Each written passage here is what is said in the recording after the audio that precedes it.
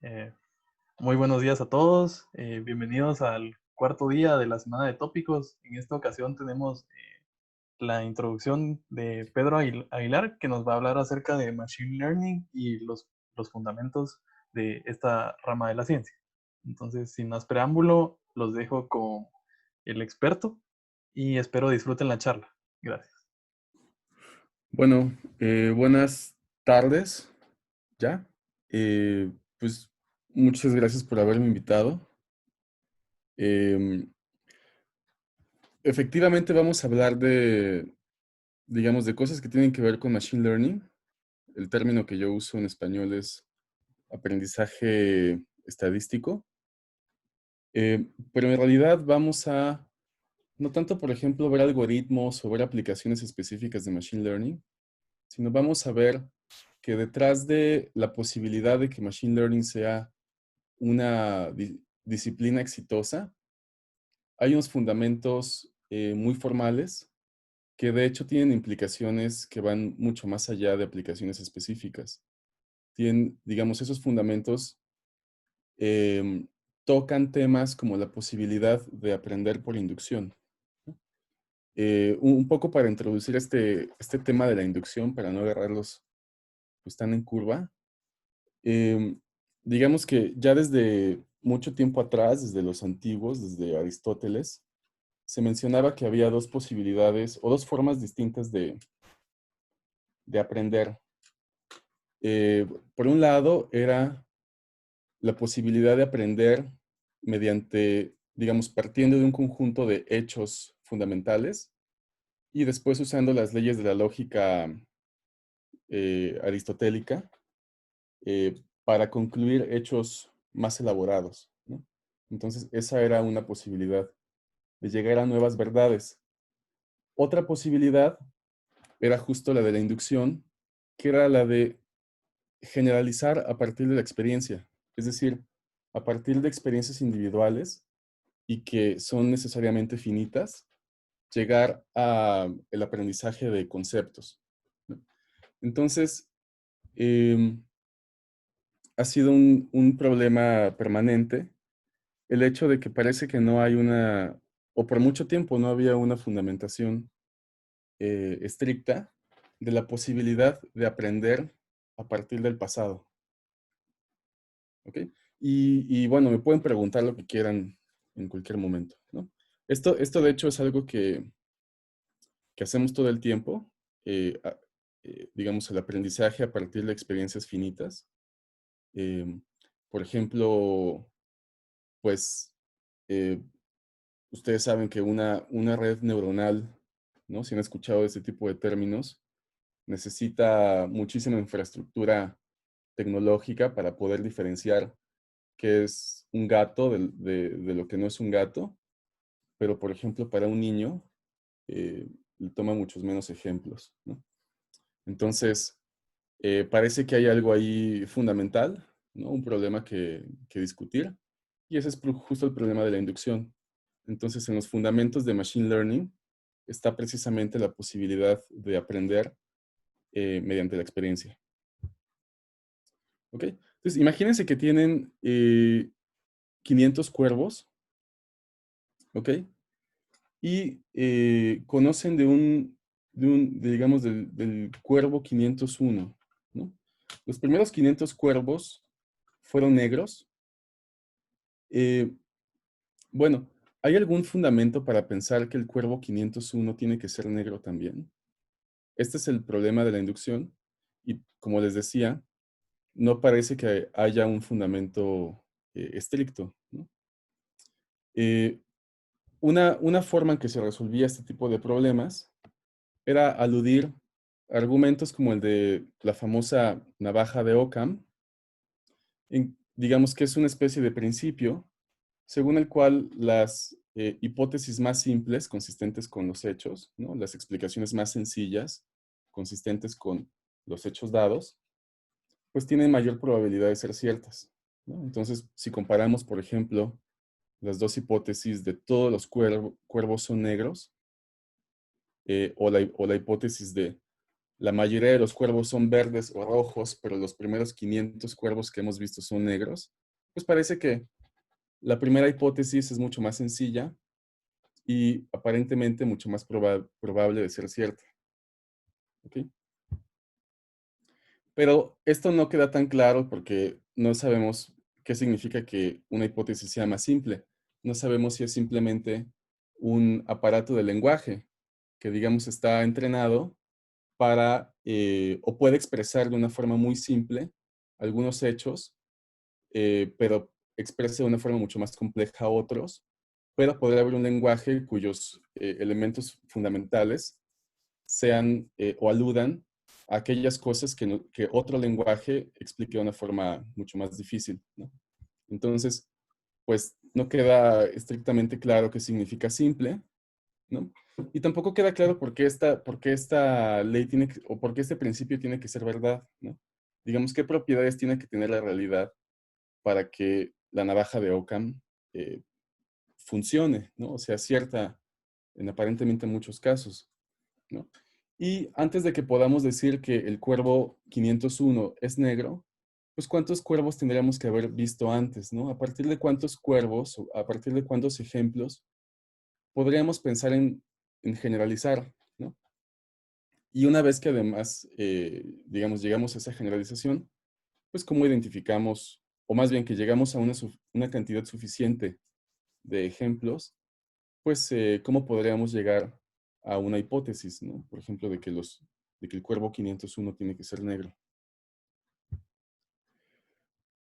¿Vamos bien? Bueno.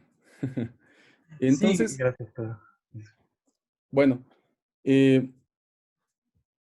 existe una teoría, digamos, que surge de entre la tradición, tanto de la probabilidad como de la combinatoria, eh, que acaba tocando justo estas preguntas. Y es la teoría del aprendizaje PAC, ¿no? Solo denme un segundo, déjenme sacar mi perro al patio, porque está insistiendo en que lo saque. Sí, no te preocupes, dale. Bueno, eh, les decía que una teoría que quizá fue desarrollada por otros motivos, pero que acaba tocando estos temas, es la teoría del aprendizaje PAC, ¿no? Y PAC significa Probably Approximately Correct. Digamos, acaba diciendo algo sobre cada una de estas preguntas, sobre el tema de la inducción, o acaba, digamos, ofreciendo una especie de justificación de la navaja de Occam. Y es digamos, es una teoría, o es una formulación que le debemos a un señor, ¿no? Leslie es un nombre de señor, que se llama Leslie Valiant, que hizo en el 84, y que pues es muy interesante, ¿no? Entonces, vamos a intentar formular en términos muy precisos qué significa este tema de aprender mediante la experiencia, ¿no? Entonces ahí pensamos que tenemos un aprendiz ideal, ¿ok? No sé, puede ser una persona, puede ser una computadora, al que se le presentan datos, entonces se le presenta un conjunto de M datos que son extraídos aleatoriamente de un conjunto más grande, digamos, de un universo de datos, ¿no? Y además estos datos tienen una clasificación. Entonces estamos hablando específicamente de lo que en aprendizaje estadístico conocemos como aprendizaje, más bien un problema de clasificación supervisado, ¿no? Es decir, tenemos datos y tenemos sus categorías o sus etiquetas. Entonces, la tarea del aprendiz es inferir justo esta función f suficientemente bien, es decir, quizá no aprender la función f exactamente, sino aprender una buena aproximación, tal que pueda predecir la etiqueta de puntos o de la mayoría de los puntos que se le presenten en el futuro, ¿no? Entonces, es una forma de decir que tiene que aprender a generalizar y aplicar y a predecir las etiquetas de datos que no conoce, que se le presentarán después, a partir de datos que se le han presentado en el pasado.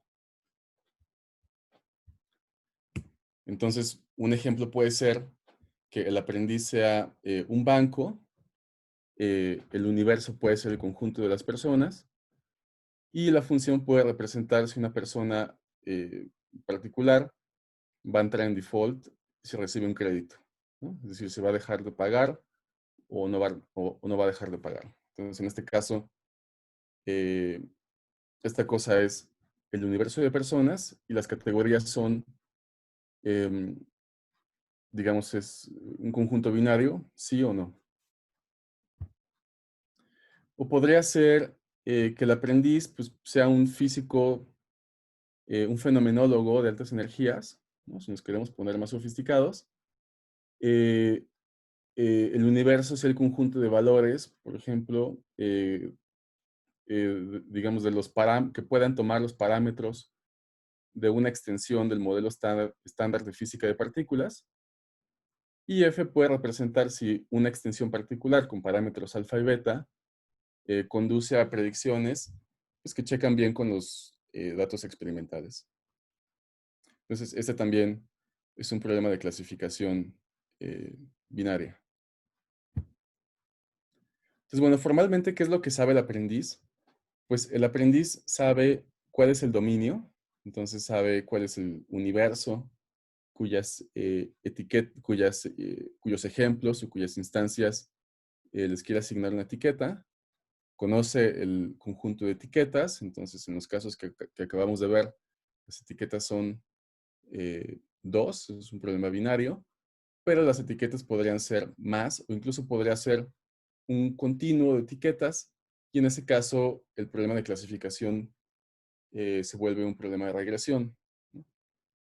Y se le presenta a su vez una muestra, que es una secuencia de parejas ordenadas, donde el primer elemento de la pareja es, digamos, el dato, ¿no? La instancia dentro del universo, dentro del dominio, y la segunda etiqueta y el segundo elemento del par es la etiqueta. Entonces esto puede ser fulano de tal y pagó o no pagó, ¿no?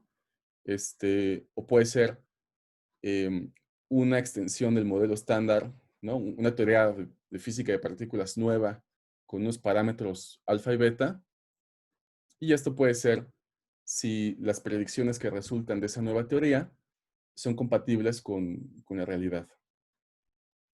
Entonces, la teoría del aprendiz, pues es encontrar una regla de predicción, entonces un mapeo del espacio, digamos, del dominio a las etiquetas, que le asigna una etiqueta a cada instancia. ¿Vamos bien?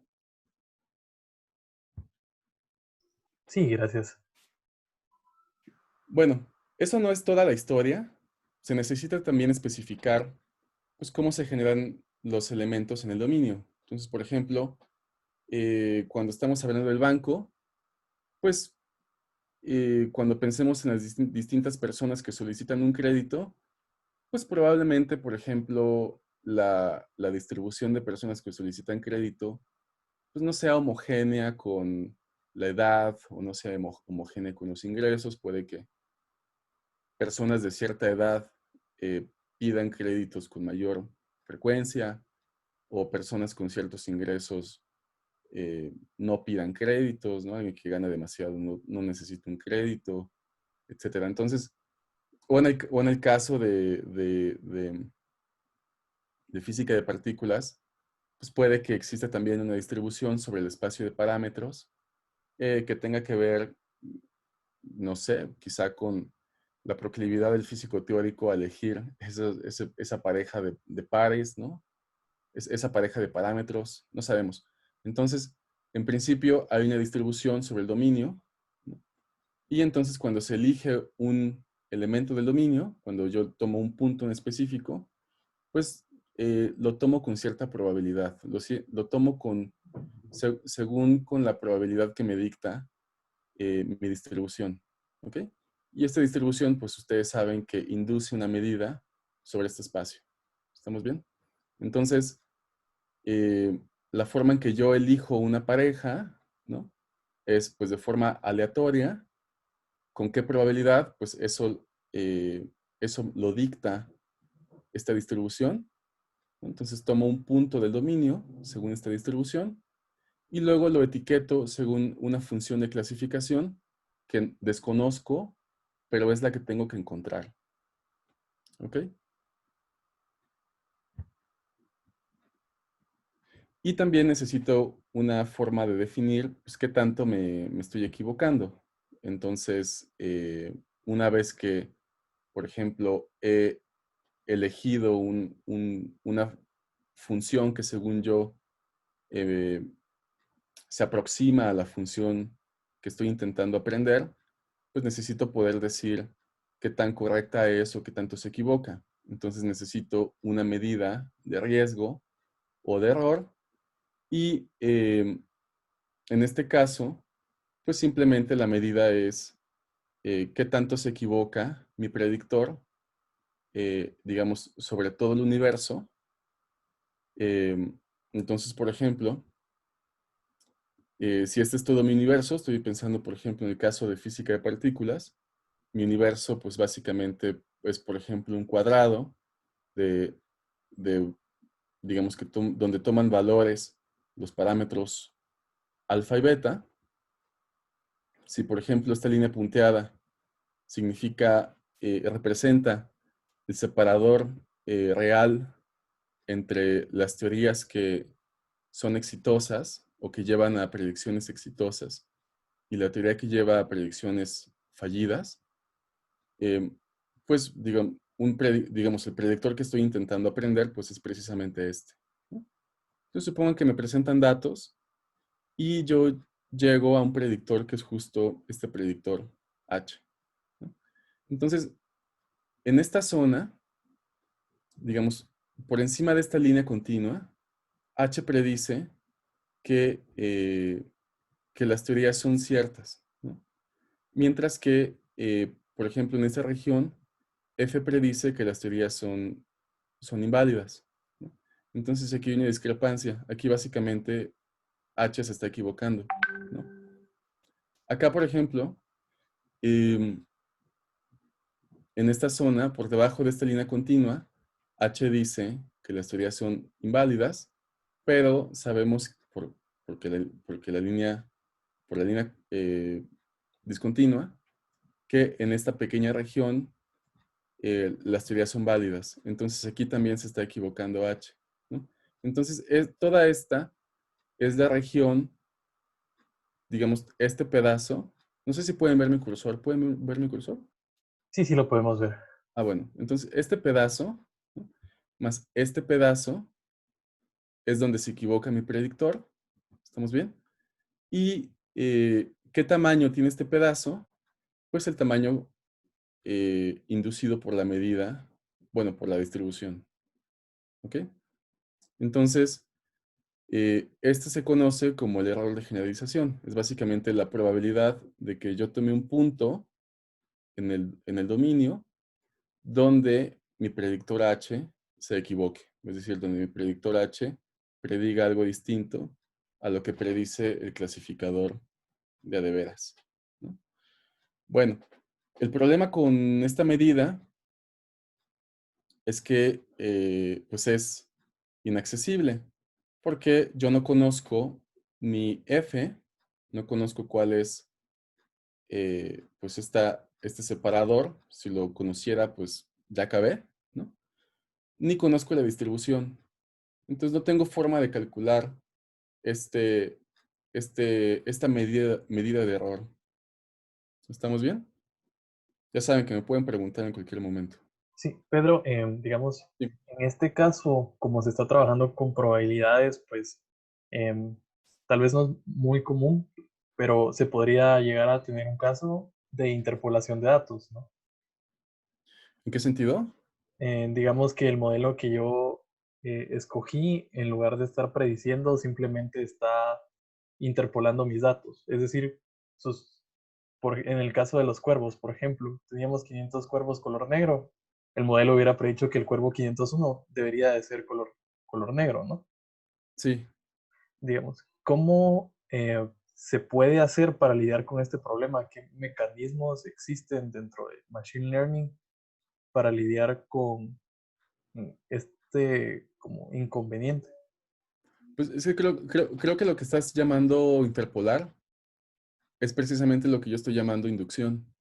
Es decir, em, tú te refieres a interpolar en que a partir de la experiencia pasada estás diciendo algo sobre el futuro, ¿no? Entonces creo que estamos hablando de lo mismo. Es como si aquí tuviera 500 puntos que representan cuervos y digamos hay un cuervo 501 y a partir de los 500 yo definí cuál es la separación entre los cuervos negros y los cuervos no negros, ¿no? Podría ser que, no sé, que todos los cuervos sí son negros y entonces eh, esta F, pues de hecho es, eh, digamos, engloba a todo el espacio de cuervos, ¿no? Pero tengo la impresión de que estamos hablando de lo mismo, o, o no sé. Digamos, mi pregunta era más orientada. Por ejemplo, yo trabajé un poco con redes neuronales ¿Sí? y lo más importante para hacer este tipo de modelos, obviamente, es la información que se necesita, ¿no? Se necesita tener mucha información para poder empezar a generar el modelo como tal y luego ¿Sí? entrenarlo y posteriormente ponerlo a prueba, ¿verdad? ¿Sí? Entonces, digamos, mi pregunta era, cuando la información que tengo no me dice mucho, por ejemplo, que todos mis datos son iguales, Ah, ¿cómo bueno, pueden o qué mecanismos existen para lidiar con este problema? vale. No, en un momento vamos a hablar precisamente de eso. Ah, ok, ok, gracias. Quizá lo discutimos con más amplitud. Sí. Pero bueno, hasta este momento vamos bien. Entonces, básicamente lo que tengo es un aprendiz. Tengo un aprendiz que conoce el dominio, conoce las etiquetas y se le presenta un conjunto de datos, un conjunto pues que necesariamente es finito. Y tengo además pues una medida sobre mi espacio de datos, una función que clasifica estos datos. Tanto la medida como la función son desconocidas para mí y es lo que quiero conocer. Em, y tengo una definición de qué tan bueno es cualquier predictor con el que yo salga, ¿no? Bueno, una medida de... Entonces les decía que esta medida pues está, digamos, es la medida a la que queremos aspirar, es decir, queremos encontrar un predictor que se equivoque poco respecto a esa medida. El problema es que esa medida pues es eh, empíricamente inaccesible, porque no conozco los elementos para poder calcularla. Entonces, digamos, otra posibilidad es usar otra medida que sea empíricamente accesible y esta es la medida de error empírico. Entonces si tú me presentas un conjunto de datos, ¿no? Todos estos datos, todos estos puntos, y yo digo, ok, bueno, me presentas un conjunto de datos que además están etiquetados. Y yo salgo con un predictor, es decir, una separación entre los datos de una categoría y los de otra categoría, y calculo qué tanto se equivoca mi predictor respecto a mis datos empíricos, pues, digamos, la proporción de veces que se equivoca mi predictor sobre los datos empíricos es una medida de error, ¿ok?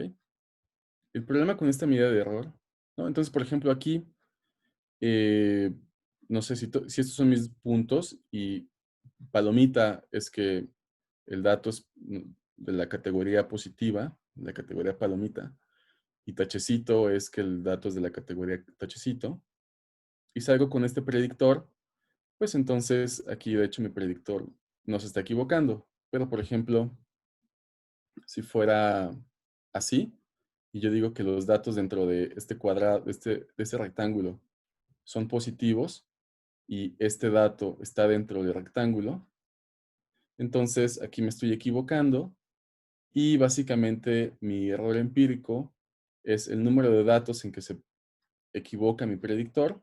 Entonces, este dato sobre el total de los datos, ¿no? Los que sean, son como 10. Entonces, esa es la medida de error empírica. ¿Ok? El problema con esta medida de error es que puede conducir a falsas expectativas. Entonces, es muy claro que yo puedo encontrar un predictor que tenga medida de error empírica 0, pero que tenga error de generalización tan grande como yo quiera. ¿Ok? Entonces pensemos en justo en esta imagen. Pues imagínense que estos son mis datos empíricos, estos tachecitos, estas palomitas, este rectángulo punteado es mi separación real entre clases, entonces todo lo que está aquí adentro son datos positivos y todo lo que está aquí afuera son datos negativos, ¿no? Eh, pero bueno, yo no conozco ¿no? Yo lo único que tengo son estos datos que están clasificados, ¿ok? Eh, Podría tomar el predictor que le asigna justo, o sea, el predictor que evaluado sobre un punto en el dominio, un punto arbitrario oeste, oeste, le asigna al punto su clase si es que el punto pertenece a los datos de entrenamiento o a los datos de prueba. ¿Estamos bien? Entonces, si yo evalúo a mi predictor sobre este punto, ¿ok? Le asigna a este punto la categoría tachecito, ¿no? Y le asigna a cualquier otro punto la categoría, por ejemplo, tache, ¿no? Entonces, si evaluamos el predictor sobre palomita, ¿no? Sobre este punto que tiene palomita, le asigna palomita. Si evaluamos al predictor sobre este punto que tiene tachecito, le asigna tachecito. Y si evaluamos el predictor sobre cualquier otro punto, le asigna tachecito. ¿Estamos bien? Pregunta, ¿cuál es la medida de error empírico de ese predictor? Creo que el error, bueno, El empírico. sí es Es cero, ¿no? perfecto. Es cero, exacto. Este nunca se equivoca, ¿no? Justo porque evaluado sobre un punto que pertenece a los datos de prueba, predice la clase. Entonces nunca se equivoca. Pero pregunta, ¿cuál es la medida de error? ¿Cuál es el error de generalización?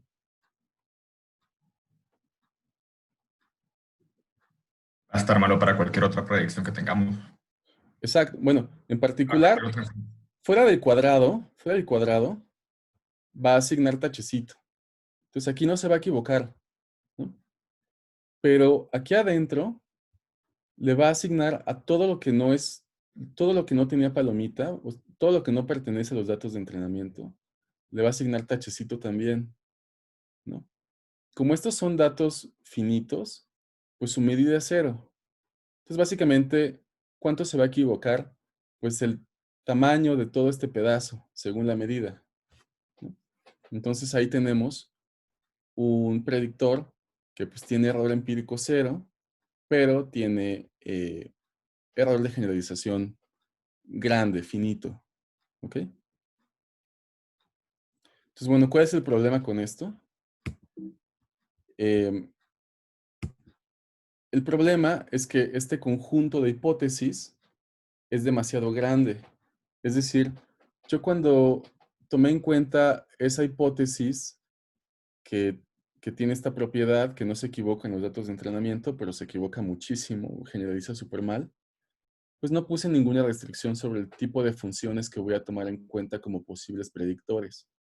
Entonces, pues el espacio total de predictores o de hipótesis es muy grande. Si yo elijo un punto X, Pues aquí, si estoy, por ejemplo, en clasificación binaria, a este punto X le puedo asignar o tachecito o palomita, y eso para cada punto del dominio. Entonces, en este caso, pues la cardinalidad del espacio de funciones es 2 al tamaño del dominio, ¿no? Eh, si mi dominio es continuo, pues ya valió, ¿no? O sea, tengo demasiadas hipótesis. Entonces, es un problema, de hecho, es un muy interesante, que el problema está precisamente en que mi espacio de hipótesis es demasiado grande y que para poder avanzar, yo necesito reducir las hipótesis con las que estoy probando. Así como se los voy a presentar en este momento, digamos, simplemente si yo reduzco mi espacio de hipótesis, pues al final, digamos, las cosas funcionan, pero realmente hay un motivo un poco más profundo, que es una cosa que se llama el teorema de no free lunch, ¿no? Pero bueno, no vamos a hablar de eso. Simplemente, lo que yo tengo que hacer para evitar este problema de overfitting es elegir una clase de funciones, una clase de hipótesis limitada, que no sea demasiado grande. ¿Ok? Entonces, a elegir una clase de funciones limitada, le llamamos sesgo inductivo, ¿no? Y aquí es cuando entra todo lo que ustedes ya conocen de Machine Learning, que- como regresión logística y redes neuronales y árboles de decisión y no sé qué. Todas estas son familias específicas de funciones, ¿no? No son otra cosa más que eso. Entonces, en nuestro caso, eh, digamos, una familia finita de hipótesis, una clase finita de hipótesis, pues son estos cuadrados o rectángulos, digamos, centrados aquí, ¿no? Entonces, esta es una hipótesis, esta es una hipótesis, ¿no? Esta es una hipótesis, en cuanto que son separadores de mi espacio entre, digamos, una parte y otra, ¿no? Bueno, entonces todas estas son, digamos, el conjunto de todos estos rectangulitos es mi clase finita de hipótesis. ¿Estamos bien?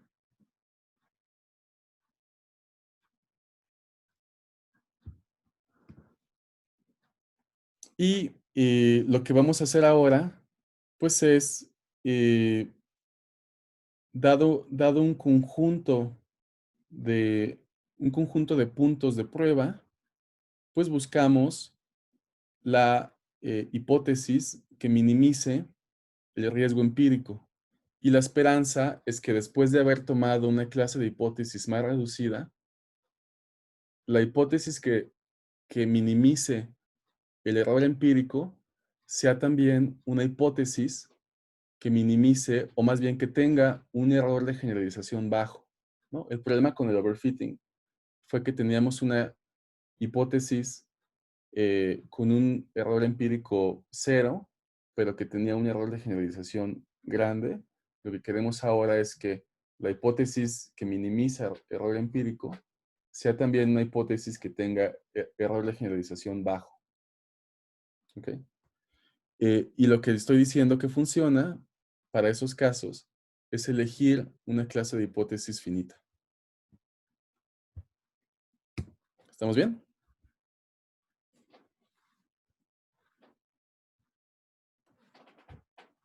Creo que sí. Bueno, eh, las clases de hipótesis finitas resulta que son, digamos, las primeras clases de este tipo estudiadas precisamente por Valiant, ¿no? Y digamos que pueden ser aprendidas eficientemente. En un momento vamos a decir qué significa que sea aprendida digamos, eficientemente, ¿no? Pero pensemos que tenemos este escenario. Entonces seguimos en nuestro plano, ¿no? El círculo, perdón, el cuadrado rojo es la separación real que desconocemos. Entonces está, digamos, denotamos por esta R con asterisco, el rectángulo con asterisco. Luego tenemos, por ejemplo, un conjunto de puntos, ¿no? Todos estos son puntos, digamos, son elementos de mi muestra que tienen clase positiva. Los que están acá afuera, pues como están fuera del rectángulo rojo, son de clase negativa. Entonces estos son negativos, estos son positivos, ¿no? Y pregunta, si yo tengo un conjunto de puntos, lo voy a quitar en este momento, ¿cuál sería y digamos, voy a elegir como mi clase de hipótesis rectángulos, digamos, alineados con mis ejes, ¿ok? Entonces solo voy a restringir mi búsqueda de hipótesis a rectángulos únicamente o a predictores únicamente de ese tipo, ¿ok? Pregunta, si yo tengo este conjunto de puntos, ¿cuál es un buen rectángulo que tiene error empírico cero?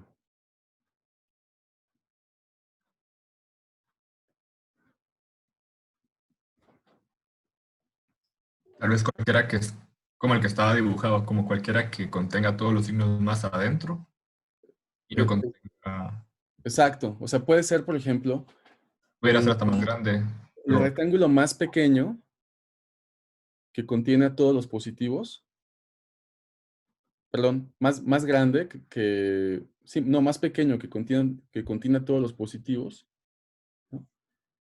O el rectángulo también, eh, o puede ser, digamos, un rectángulo que esté entre este y digamos, el rectángulo que limita con los puntos negativos, ¿ok?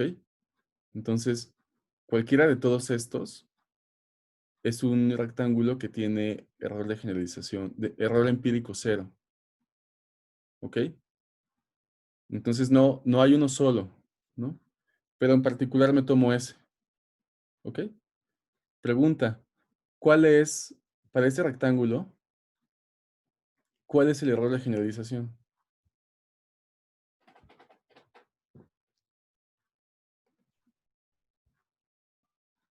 casualmente ahí también es cero. Cero, ¿no? El de generalización no.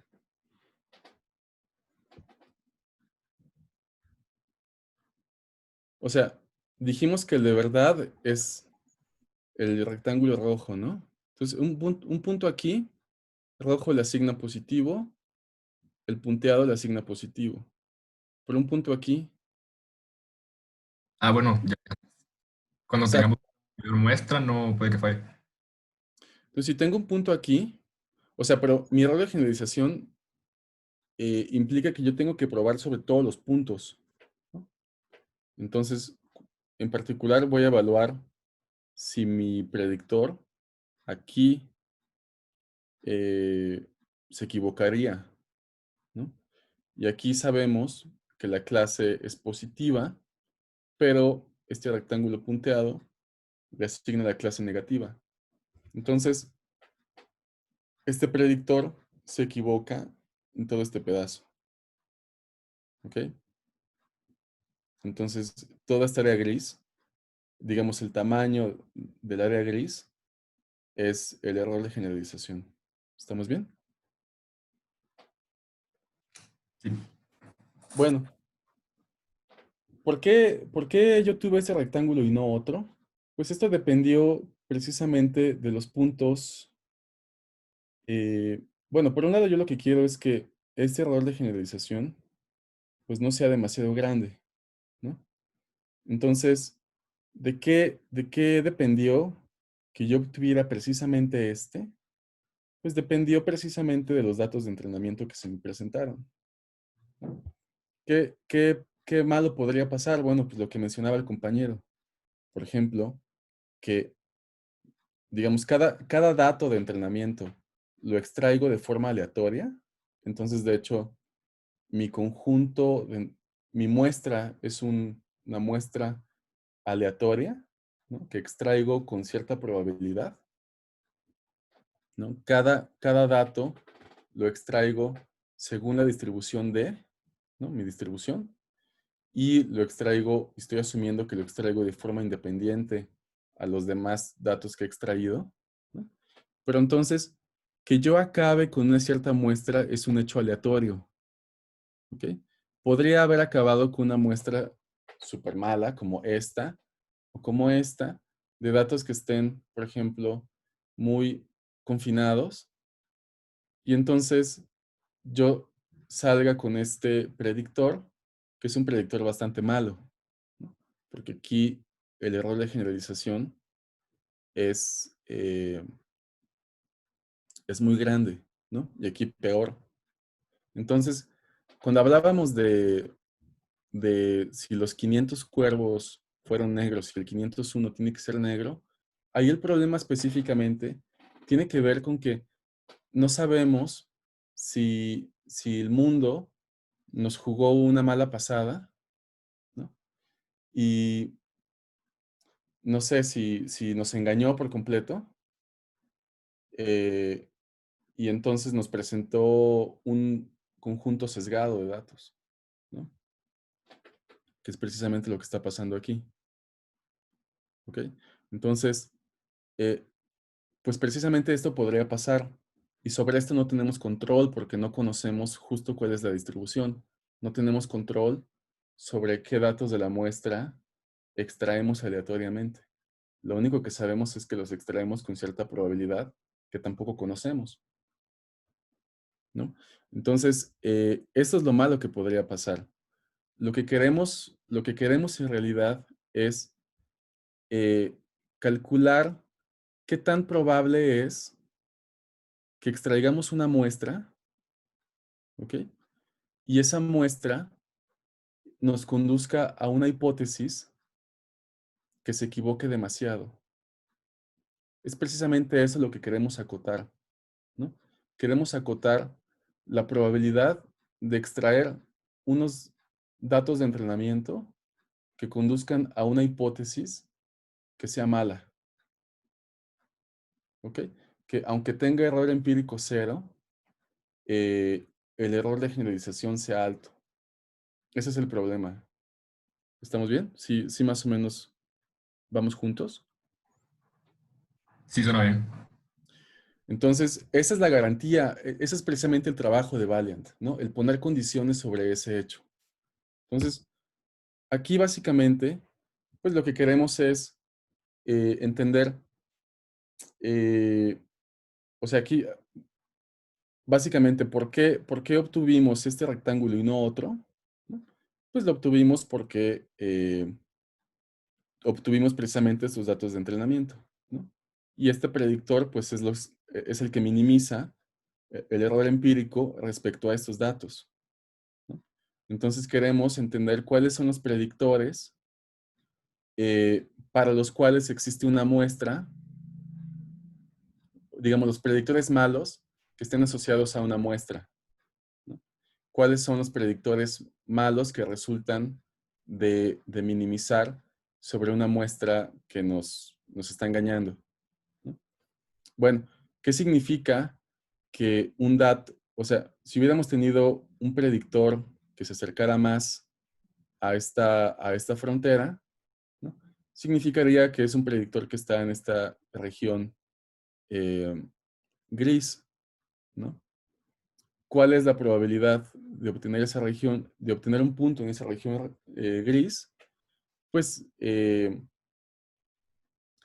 digamos, si el tamaño de todo este pedazo es epsilon, ¿ok? Pues entonces la probabilidad de tener un punto en esa región es 1 menos epsilon, ¿ok?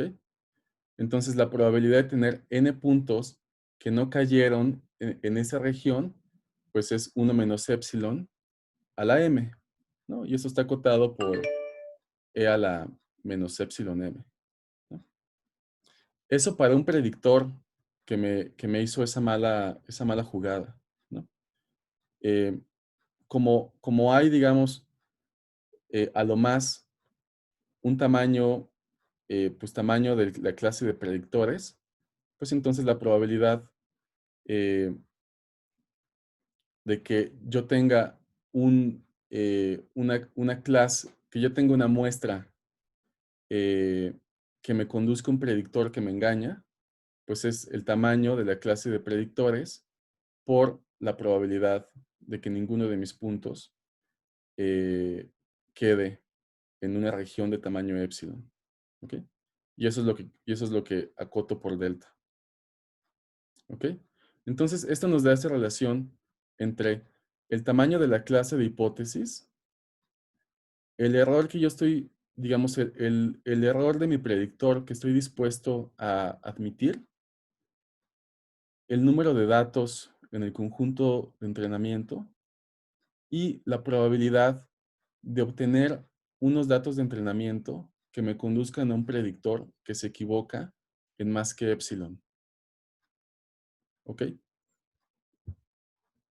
Entonces, ese es precisamente el teorema de Valiant, ¿no? Eh, digamos, consideramos una clase finita de hipótesis, ¿ok? Nuestra clase H, una función de clasificación que estamos tomando en este caso como binaria, es decir, una función que mapea puntos en el dominio a elementos en una, digamos, a dos posibles etiquetas, una distribución sobre nuestro dominio y una tasa de error, es decir, qué tanto se puede equivocar nuestro predictor, epsilon, y una probabilidad delta que estamos dispuestos a admitir también, y esta probabilidad delta es la probabilidad de tener un conjunto de datos de entrenamiento que me conducen a un predictor que tiene error empírico cero, pero que tiene error de generalización mayor que epsilon, ¿no? Entonces, lo que podemos decir es que, digamos, se satisface esta relación. El número, digamos, si yo quiero obtener eh, un, un predictor, ¿no?, que se equivoque, o más bien, si yo quiero obtener, si un predictor que se equivoque en menos que epsilon, ¿no?, eh, digamos, con probabilidad delta, entonces necesito m datos de entrenamiento. ¿Sí queda más o menos claro? Básicamente, estoy dispuesto a admitir eh, que digamos, estoy dispuesto a admitir un error de mi clasificador, ¿ok? Siempre y cuando eh, cada vez que yo extraiga unos datos de entrenamiento, la probabilidad de extraer unos datos de entrenamiento que no se equivoquen en más que ese error, o más bien que no me conduzcan a un predictor que se equivoque en más que ese error epsilon, sea delta. ¿Sí?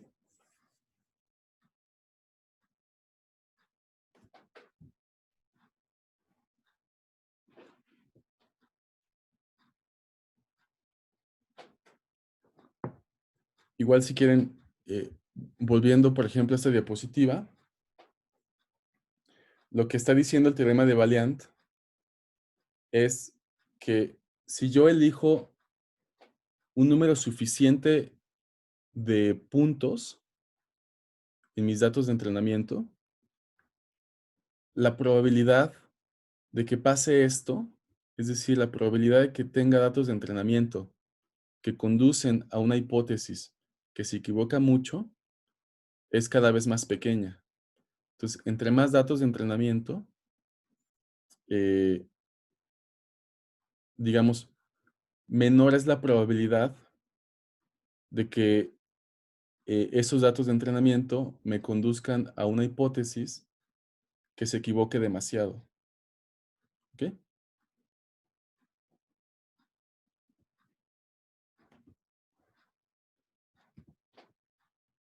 Bueno, pueden preguntar, ¿eh?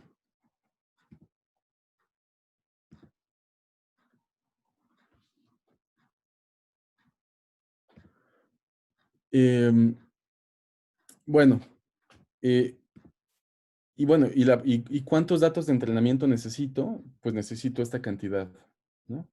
Entonces, si yo quiero, digamos, si De hecho, delta se llama el parámetro de confianza. Delta entonces dice cuál es la probabilidad que yo obtenga un, un conjunto de datos de entrenamiento que me lleven a una hipótesis que se equivoquen más que epsilon, ¿no? El número de datos de entrenamiento que yo necesito para garantizar eso, ¿no? Que, que con probabilidad menor a 1 menos delta, mi predictor se equivoque en menos que epsilon, es precisamente esta cantidad, ¿no? Y lo interesante es la dependencia que tiene tanto de, digamos, el parámetro de error como el tamaño de la clase de hipótesis y del parámetro de confianza. En particular, si yo escalo, por ejemplo, exponencialmente el tamaño de mi clase de hipótesis, como la clase de hipótesis aparece en esta expresión dentro de un logaritmo, aunque yo escale exponencialmente el tamaño de mi clase de hipótesis, únicamente tengo que crecer linealmente el número de datos de entrenamiento, ¿no? También, si yo quiero reducir exponencialmente la probabilidad de extraer una mala muestra, entonces quiero reducir justo exponencialmente delta, el costo en el número de datos, digamos, el crecimiento en el número de datos es lineal, ¿no? Y por una hipótesis que sí generaliza, el error decrece inversamente con m. ¿Ok? Entonces, ese es el origen del nombre de aprendizaje PAC, que es eh, que, digamos, cedemos a la pretensión de tener certeza y admitimos que tengamos hipótesis que sean probablemente aproximadamente correctas, ¿no? Entonces, la parte de probable tiene que ver con delta, la parte aproximada tiene que ver con epsilon, ¿no? Y estamos, digamos, admitiendo o definiendo las condiciones bajo las cuales la probabilidad de que tengamos unos datos de entrenamiento que nos conduzcan a hipótesis falsas sea pequeña. ¿Estamos bien? Sí. Bueno, ¿qué dice esto sobre el problema inicial de inducción? Bueno, pues el teorema de Valiant, digamos, pone garantías de que hay condiciones en las que la inducción funciona con alta probabilidad, ¿no? Entonces, en el caso de los cuervos, lo que nos está diciendo es que existe un número de cuervos o un número de experiencias con cuervos, más allá de las cuales, de los cuales podemos empezar a hacer afirmaciones que serán muy probablemente ciertas, ¿no? Y además, en términos de este principio de la navaja de Occam, pues lo que vemos es que en el número de datos de entrenamiento, lo que aparece es el logaritmo del tamaño de la clase de hipótesis, ¿no? Entonces, imagínense que tienen 3 puntitos aquí, ¿no? Y una función binaria sobre estos puntos, ¿ok? Entonces, esa función, pues, cuando la evaluamos sobre uno de los 3 puntos sobre los que tiene soporte, pues da 0 o 1, y aquí también da 0 o 1, y aquí también da 0 o 1. Entonces, queda más o menos claro que de hecho una forma de especificar una función específica sobre sobre este soporte que consiste únicamente en 3 puntos, es mediante una secuencia de 3 bits. ¿Ok? Si yo le llamo a este 1, 2 y 3, una función es, por ejemplo, 1, 0, 0, ¿no? Otra función es 0, 0, 0, etc., ¿no? Entonces, eh, yo puedo, digamos, hay una equivalencia entre funciones que tienen soporte en estos 3 puntos y una secuencia de 3 bits, ¿no? Esos 3 bits son los que yo especifico una función. Entonces, el que en la expresión del tamaño de la muestra aparezca el logaritmo del tamaño de h, significa que lo único relevante ahí es la longitud de la secuencia de bits con las que yo especifico una función. Y esto hace una referencia a que para que yo tenga digamos, para que sea suficiente con pocos puntos de entrenamiento, pues entonces necesito que los elementos de mi clase de hipótesis sean expresables mediante una secuencia, pues, corta de bits. ¿Ok? Entonces, eso tiene que ver, digamos, es una forma en que podemos interpretar que las hipótesis sean simples. ¿Ok? Si, por ejemplo, h es demasiado grande, entonces la secuencia de bits que necesito para expresar a h es demasiado grande, ¿no? Entonces, y además necesito muchos datos de entrenamiento para aprender funciones dentro de esa clase de hipótesis. Entonces, ahí lo que tengo es overfitting. ¿Ok? Bueno, ¿cuáles son las limitaciones del teorema de Valiant? Bueno, pues la primera es bastante obvia, que es que aplica únicamente para clases finitas, ¿no? Una solución, pues, es discretizar, pero entonces el tamaño de la muestra depende de qué tan chiquitos son los intervalos en que discretizamos, ¿no? Digamos, un insight bastante interesante es que lo único que nos interesa entre dos distintas hipótesis es que qué tan diferentes son las predicciones a las que conducen. Y eso da pie a una cosa que se llama la dimensión BC. BC tiene que ver con dos señores que eran rusos, Babnis Chervonenkis, que, bueno, es una medida combinatoria, ¿no?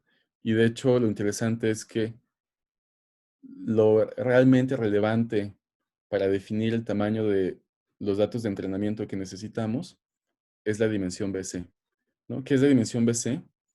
Pues imagínense que tenemos una clase de funciones binarias, booleanas, ¿no? Y decimos que esta clase de funciones booleanas rompe, o sea, el término es romper, en inglés es shatter, a los puntos, digamos, de mi muestra x1 a xk, si para todos los subconjuntos de la muestra existe una hipótesis en H que separa a el subconjunto de su complemento, ¿no? Ahorita vamos a desmenuzar eso un poco.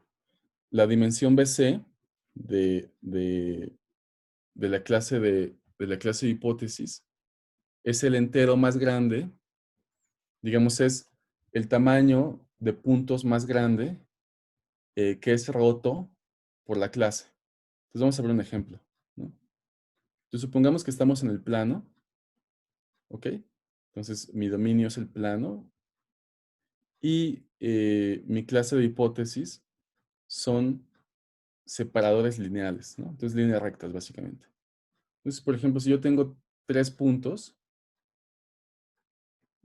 yo puedo romper con esta clase de hipótesis a los 3 puntos, ¿no? En el sentido de que si yo me fijo en todos los subconjuntos de estos 3 puntos, puedo definir una recta que separe al subconjunto de su complemento. Entonces, por ejemplo, un subconjunto, pues es el vacío, ¿no?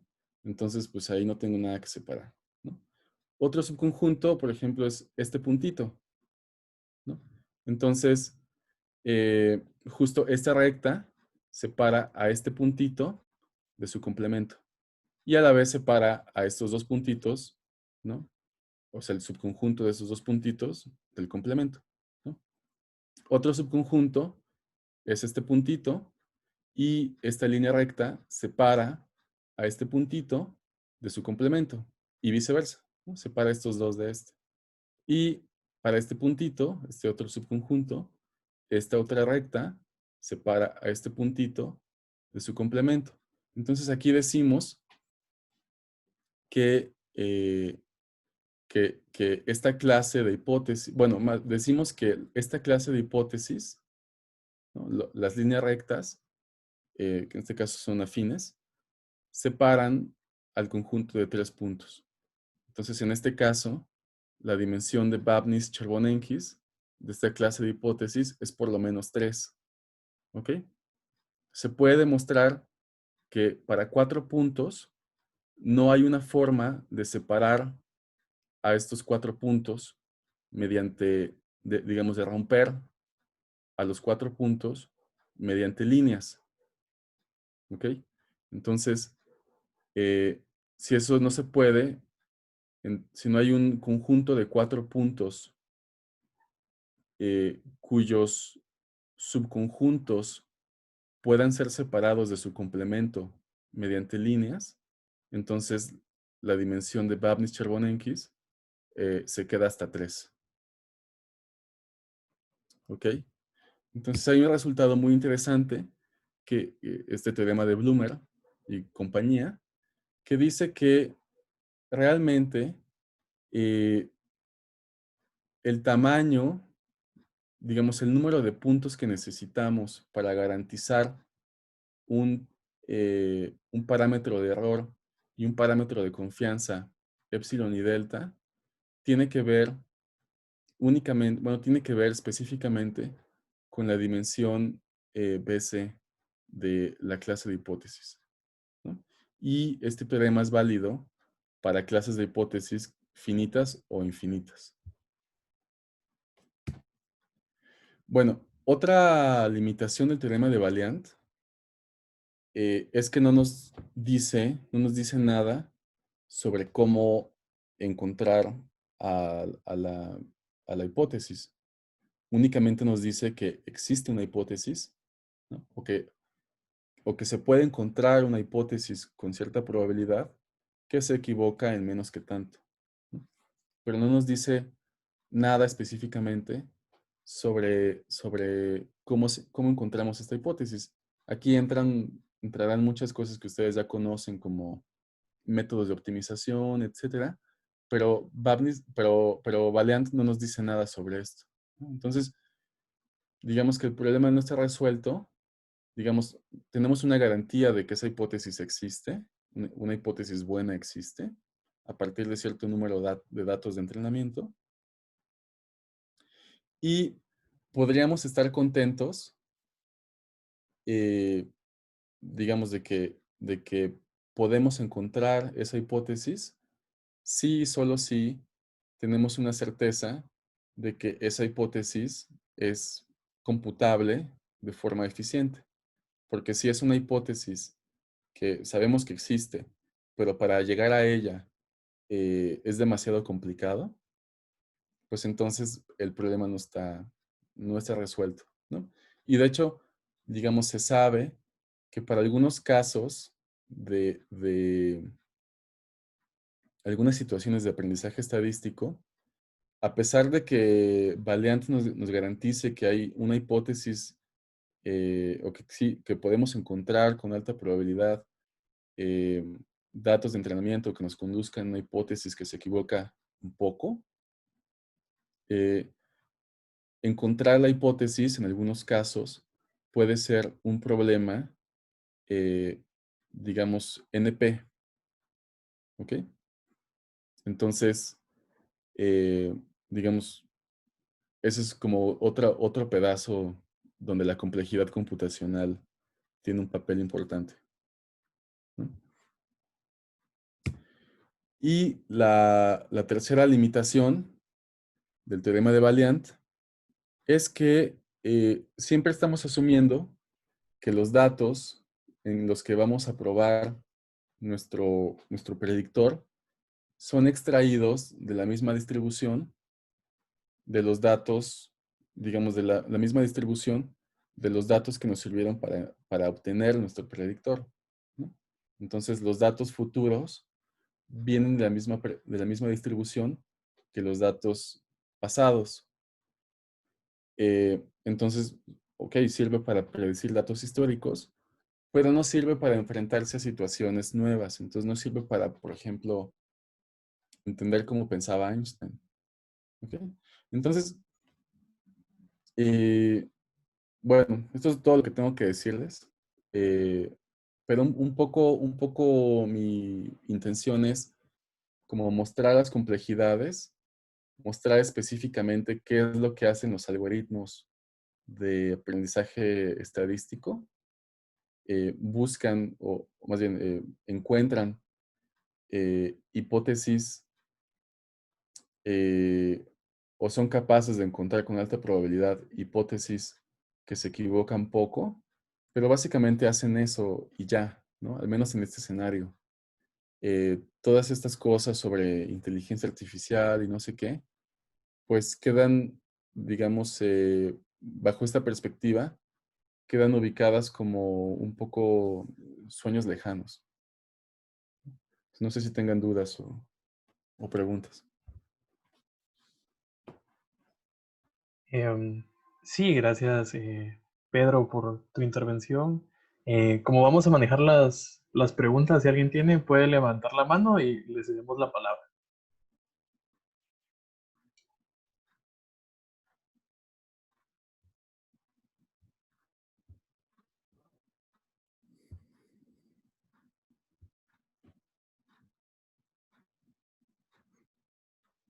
Oscar tiene una duda. Dale, adelante, hacela. Dale. Ya, buenas tardes. Em, yo tenía una duda tal vez un poco menos teórica, pero recordando que durante la presentación mencionaste un número de veces que frases como, bueno, como ustedes ya saben, cosas que han visto de redes neuronales y todo eso, pero yo específicamente no he tenido como mucho background de esto, aunque sí me interesa. Em, no sé si de dónde, porque asumiste que nosotros sabíamos de cómo de este tema. No, no asumí que saben de probabilidad y de medidas y ese tipo de cosas. Ya, Sí, o sea, todo esto que mencionas de redes neuronales, etcétera, de hecho ni siquiera lo estamos tocando. Em, Únicamente mencionaba como de paso que todas estas cosas, todos estos algoritmos de, o sea, todos estos algoritmos, entre comillas, de redes neuronales y de cosas sofisticadas, no son más que clases de hipótesis particulares.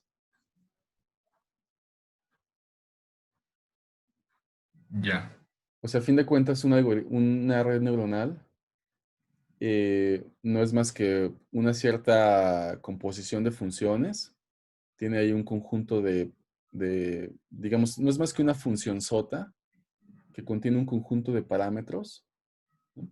Y entonces, para cada valor específico de ese conjunto de parámetros, tienes una función específica y esa función mapea de un cierto espacio a un sí o no. ¿Ok? Entonces no es más que un clasificador que está especificado por un conjunto de parámetros, ¿no? El conjunto total de clasificadores que podemos obtener, eh, digamos, si tomamos el conjunto completo de parámetros, pues esa es la clase de hipótesis asociadas a las redes neuronales o a cualquier otra clase de funciones. ya, ok. Yo estaba un poco preocupado si me faltaban presaberes de No, algo. no, no. Al contrario, un poco lo que quiero es como no entrar en los detalles, sino ver como que hay una estructura general en todo esto, ¿no? Y que todas esas cosas que se aprenden de forma particularizada no son más que casos específicos de clases de hipótesis. Ya, ok, gracias. No sé si alguien más tiene otra duda. Sí, Andrea, dale. Em, ¿Considera que es más valioso o bueno, o se complementan o no? O sea, no sé si mi pregunta está bien planteada, porque iba a preguntar, ¿considera que es más valioso entender numéricamente qué es, o sea, qué está representando la información y la data que se está analizando, o la información categórica y las explicaciones que se podrían extrapolar humanamente sobre ella? Em, bueno, a ver si caché tu pregunta. Yo tengo un sesgo eh, un poco hacia la interpretabilidad. Por ejemplo, em, o sea, es todo un tema en la gente que se dedica a estas cosas, el asunto de la interpretabilidad.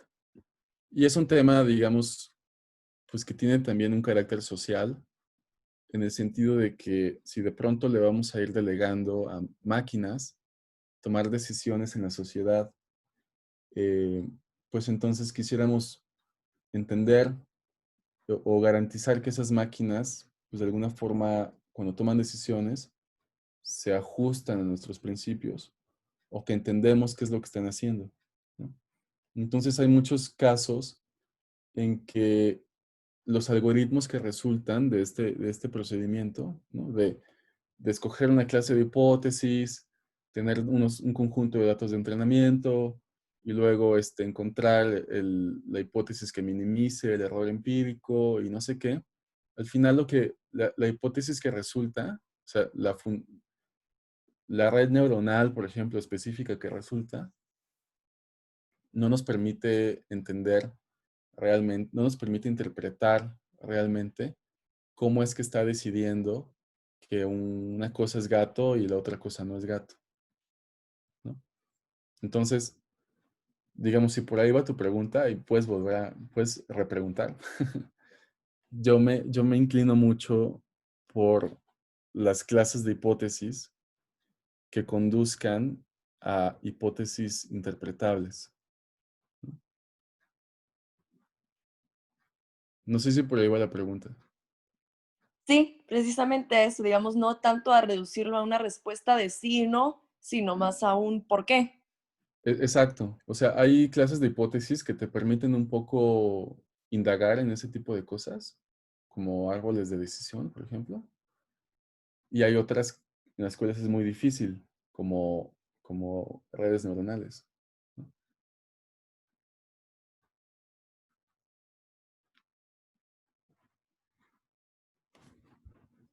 Ok, muchas gracias. No sé si alguien más tiene una duda. Mientras tanto, en el chat mandé la encuesta de la asistencia. Les pido por favor a los asistentes que la llenen. Y si no hay otra duda, te agradezco, Pedro, por participar en esta tarde con nosotros, ¿verdad? Espero que en futuras ocasiones podamos contar con tu apoyo. Y una vez más, te agradecemos el tiempo y la dedicación para exponernos acerca de Machine Learning. Gracias. Y si ya no hay más dudas, creo que aquí termina la reunión y que todos tengan una feliz tarde. No, pues muchas gracias a ustedes y para lo que gusten, ahí me imagino que tienen mis datos o alguien tiene mis datos o Estuardo tiene mis datos, ¿no? Y nos Sí, estamos viendo pronto en Guatemala. Sí. Ojalá. gracias. Feliz tarde. Feliz tarde, hasta luego.